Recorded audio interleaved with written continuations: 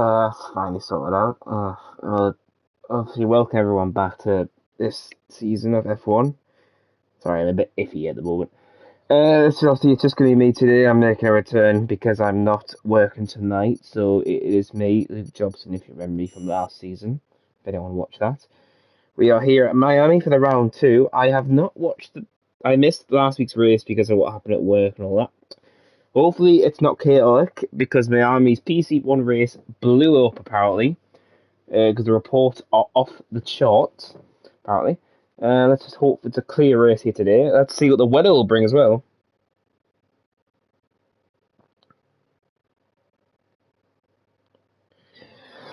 And hopefully the weather's dry, because a wet race around here is very tricky, especially with all the curbing and all that. And obviously with the nature of these cars also. It's obviously Miami's a brand new track in this calendar, if anyone doesn't know that. It has joined Ero for the first season, along with... No, actually, no, I'm just Norris. Along with the voted track, which was Saudi Arabia, which will be in later in the season.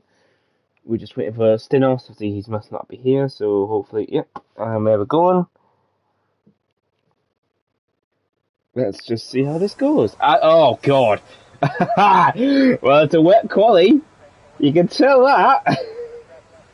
Oh, yeah, that's a great start to the side.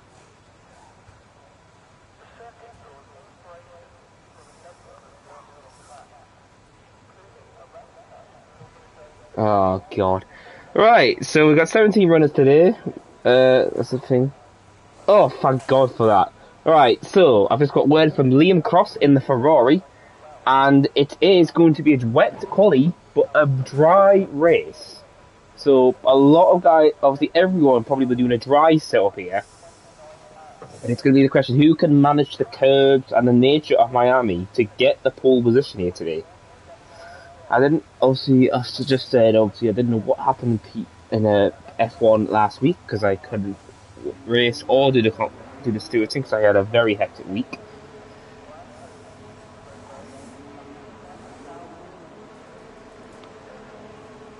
But other than that, there's a few cars that got out of the track already, as in the standings, obviously, I've got to say.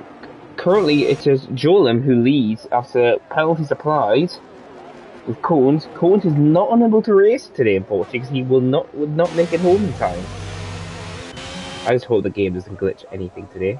But we'll have to wait and see. As both Mercs and Rebels have come out of AXA and Guil and Josh and Jerem.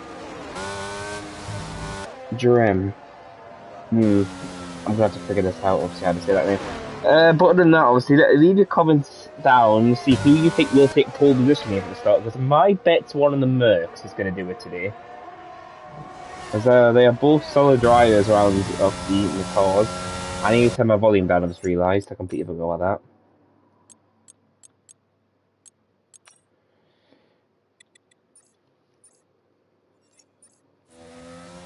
There, well, that's better. Alright, but as you can tell, a lot of the cars are slipping and sliding already. The nature of these cars is bad as it is, but with rain, that's just going to throw a pretty different goal obviously out. Let's see, we won't be doing crossplay, so Tini won't be able to do a commentary until crossplay is completely fixed. Because you've seen how broken it is already. Just turn it back up, actually. As Josh is will be the first car to set a time. And the question is, how quick will the benchmark be for Josh in the Red Bull? Can he do a full Max Verstappen here around this track? Until the wet? No one cares about Australia. No one cares about you, Tino. As Josh will start the first lap of the session, he's got a clean sector here. With a lot of cars to further ahead. I'm going to see how this plays out for Josh Evans. As he will be the first benchmark car behind him. I think next car behind him, is AXA, but we'll stick aboard of Josh to finish the first lap. This car could just stop. Really, is that for Ferrari spun out? There's no way Liam's just binned it.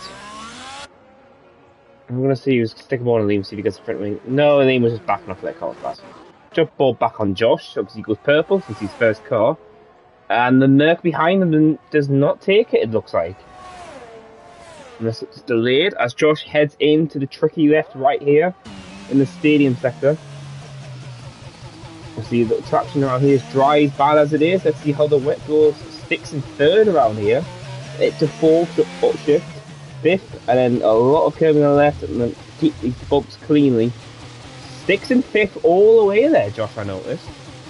I've seen a lot of drivers go up downshift and not staying in gear there. A lot of traction going out the corner, and he barrels down the straight here. Keep close to the wall to keep the straight line speed up.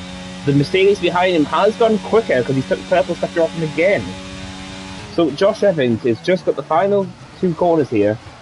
The tight corner, this is when the car can spin out, takes wide, clean entry, takes a bit of the curb in there, comes to the line to start the first lap, remember, but he will be going more. A 38.1. Next car is AXA, like I thought. Is AXA going to be going faster? No! By 1,000! He's slower on the first lap.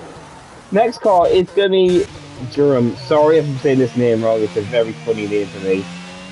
It's a British thing. It comes to the line now. What will his time? His time is a 37.2, so he's going faster. And then the next car is going to be Gurwill. Gurwill's invalidated. And obviously he'll have to go again. Looks like his car's got a lot of downforce but the sparks getting made. Next car, I think. Oh, is it Gurwill's abandoned it looks like. The next car, I think, is Liam Cross, as Ken crossed the line. The P4. Liam 39. Next is the Alpha. As the Alpine is. Oh, Sanders drifting around the final two corners there. It's a 37.9. That could have been a great lap by him there. Next is Strange, P5. Next car, Sniper, P2. He's been great in the rain, it seems. Sorry, I just missed that comment there. See, you got Lino, Jet P9 now. You got Lino P6. Next is Black Box, but he doesn't set a time. Well, if anyone's wondering in the comments, it's meant to be a wet quali but a dry race. So a lot of these guys are going to be using dry setups, which is going to be see how good their car control is around here. Because Miami's already been proved to be a very slippery track as it is. But the big question I'm curious about is Loki. Loki's always been one of those drivers you have to look out for in the wet conditions, as he proved it in Spain 2 seasons ago. And he's one of those drivers who nearly got pole in Canada as well, if I remember correctly. As I'm actually quite happy to say Canada is back this season. If anyone hasn't noticed that, as Loki looks to be starting a lap, we'll go back onto oh, was that on someone on the wall? I just not the question that, but I'm going to go back on Josh, see how he's improved. No, he's backed off. AXA, has he kept going? Yeah, AXA has kept going, but he's invalidated. And I think Jerome already backed out of his lap. Yes. So a lot of the guys are not going for back-to-back. Gurwill is going to come off line a 154, but obviously that was just a warm-up lap, it looks like. So we'll stick on board with the French driver and see what he can do against the top times right now. All into 750 already around the first sector there.